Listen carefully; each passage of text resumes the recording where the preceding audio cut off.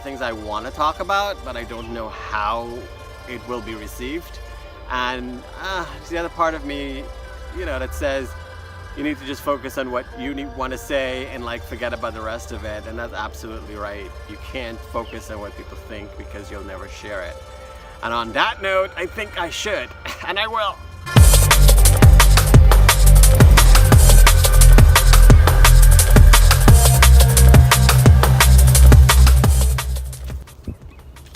Oh hey, didn't see you there. I'm back on my favorite spot, the train line. There's a freight train line, so no concerns. Oh, God, this is beautiful.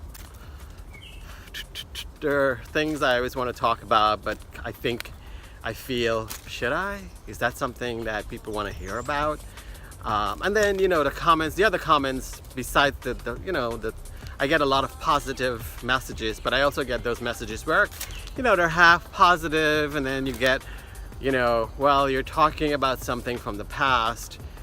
Yeah, I think, and I'm always going to stress this, I think good things come out of, bad situations. Amazing things have come out of it for me. I've seen the other side of negativity, and I've seen such positive things. The world is freaking amazing, and had I just sat on my butt and thought, this is it for me, because at the end of my marriage I thought it was the end of the world. How was I going to live without her, and what am I without her? So I was having this conversation with my friend Arlene. She's like, I think when people think of divorce, they think of a typical nasty divorce.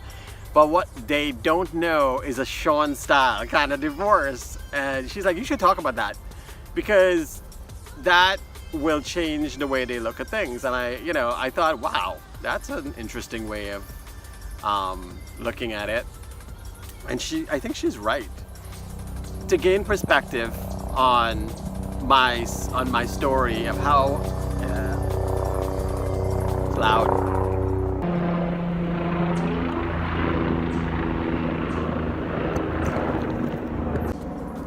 So, to gain perspective on the end of my marriage, the story I'm about to share, is to appreciate the beginning. The beginning of our dating life, because we were pretty good friends for a good year or so before we started, taking it to the next level. We made a plan to meet at a train station in Brooklyn, Atlantic Avenue, Pacific Street, which is one stop, but two different names. At some point, after waiting for a while, I decided I'm going to go down and check. Maybe she was down below. And as I approached, I remember seeing the train pull away, but she was on it. And I'm like, oh my God, we just missed each other. Hopped on the next train, and as my train pulled into the station, I saw her standing there waiting. And I got off, and that was the first time we got together as dating. Cut to, she would come have lunch at my job in the city. I remember walking her back to the train station. There was a moment where she was about to get on the turnstile, and that was our first kiss on the platform in a New York City subway. So yeah, trains played a very important part in our life together. And beyond that, it's very hard remembering a lot of things, because I think mentally I've blocked it for very good reason after working through it. So now to talk about the end of my marriage. It was a month since I had moved out. I made a decision that I was just gonna go to Puerto Rico because this was done. I think I'm the kind of person that when it's done, it's done. And I know it, and it's the hardest thing to do, but I do it. She found out that I was going to be leaving, and she called and said, hey, and she's like, okay, so then we should do this divorce thing, since we don't know what the future holds. I remember going along with it because, as I said, I was done.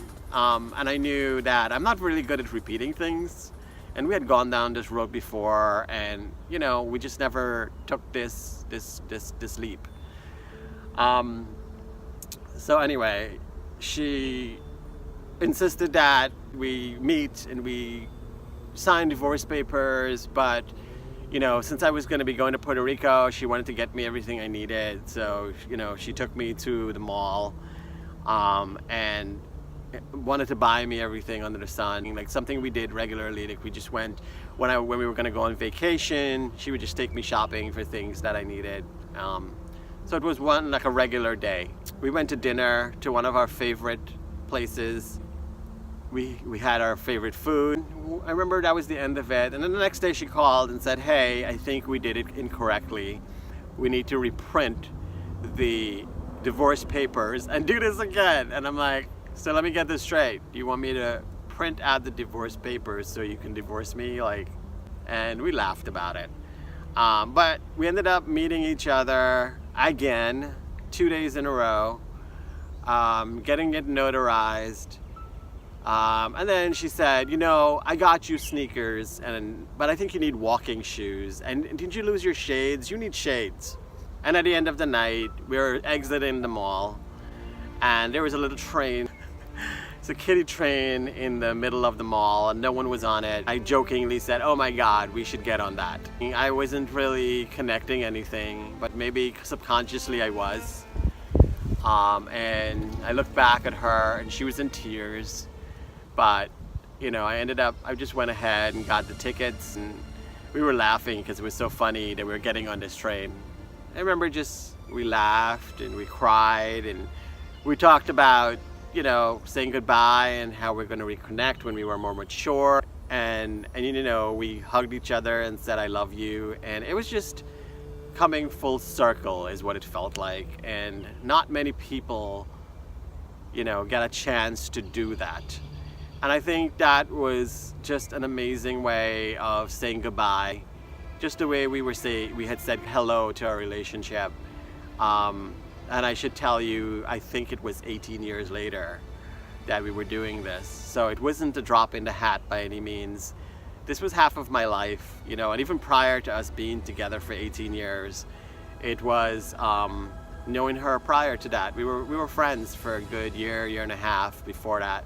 When you hear me speak of divorce, it was close to 20 years. I think my point to sharing this is to just kind of establish that, one, I am over it because I'm not in that dark place anymore. And I think that's why I'm able to talk about it, because I'm removed from it. But I'm sharing it because I think I like the idea of sharing my experiences, that if it can help someone out there going through the same thing, and it may seem hopeless, or you might think that there is no way out, there is light at the end of the tunnel. There is a whole new life waiting for you, but you need to make a choice. You need to choose life.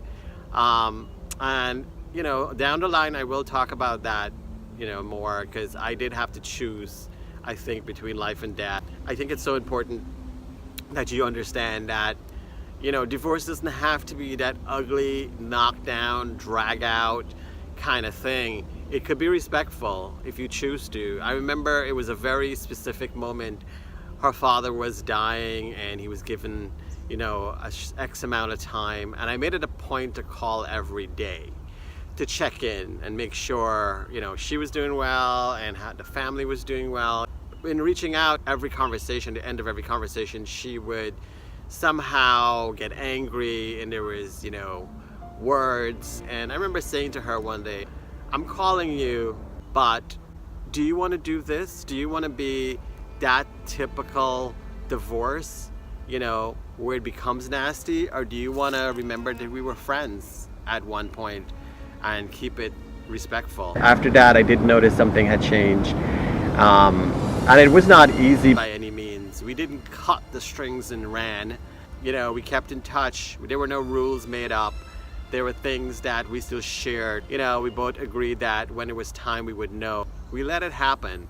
And that's a huge part of maturity and growing. I realized that we were doing it because somewhere within us, we did care about each other, to know that we wanted happiness for each other, and we couldn't do that for each other anymore. So it was time to let go and learn that it was for the betterment of us. When you love someone, you let them go. regardless. And if someone else can make them happy, that's what you want for them. By no means that's easy, to really acknowledge and say out loud, but that's what I've come to mean. But as you mature and life happens, and life did happen, you understand that in letting go of the things that are most valuable to you, it shows maturity, it shows real love, it shows that you can care for someone, but it doesn't have to include you. It doesn't have to include them. It just means you can be happy for someone. On some level, you understand that letting go, there's a bigger picture. It's beyond you. It's beyond anything else. And in being happy for them, you find your own happiness, because you realize you're an individual. And I realized that I was an individual without her. And I've learned to love myself. And if you hear me speak of self-love, it's because there was a point where I stopped loving myself and stopped doing the things that made me happy, which in turn ended up hurting me, which in turn ended up hurting my relationship with her. And we became separate entities instead of working together. And I think before you get to a point of resentment and a place of blame and a place of hate, walk away. Find the strength to leave. I know in the end I fucked up. I didn't know how to express that things had changed or I was lost. And I think I was so lost beyond myself that I didn't know. I wasn't aware of what I was doing. Sometimes we hurt people or hurt ourselves. I've come to realize that sometimes we hurt people, we lash out, we do things that are uncharacteristic, things that wasn't me. I know that now, that I was asking for help to release her, to release me, to go, seek out things. I know that now, but at the time it just seems so wrong. But also, again, from bad things, things that seem just so wrong on so many levels, come positive things and happiness, and you learn to forgive each other. I just had to learn to forgive myself. So that took some doing. I think it's still ongoing. That's a process, my process. But forgiving yourself is also very important. And in forgiving yourself, you learn to forgive people and you learn to let go. And anyway, I think I've gone on enough about this. I wanted to share that so you get some perspective on divorce. And when I speak of it, it's walking away, but doing it in a respectful manner. And when your ex can drive you to the airport and kiss you and say, I love you and I wish you well, I think that should speak for itself. All right, so if you got anything out of this, you just know that I'm not encouraging divorce, I'm not for it. But if it's a situation that's just out of your hands and it's just, you've tried everything, counseling, you've tried whatever you had to do to, get to a better place, do what you can to make your marriage work. But also be realistic in knowing when to let go, because that's essential for living a happier life, as life is short. It's such a cliche, but it's such a real thing when you realize life is very short. So go be happy, stay inspired.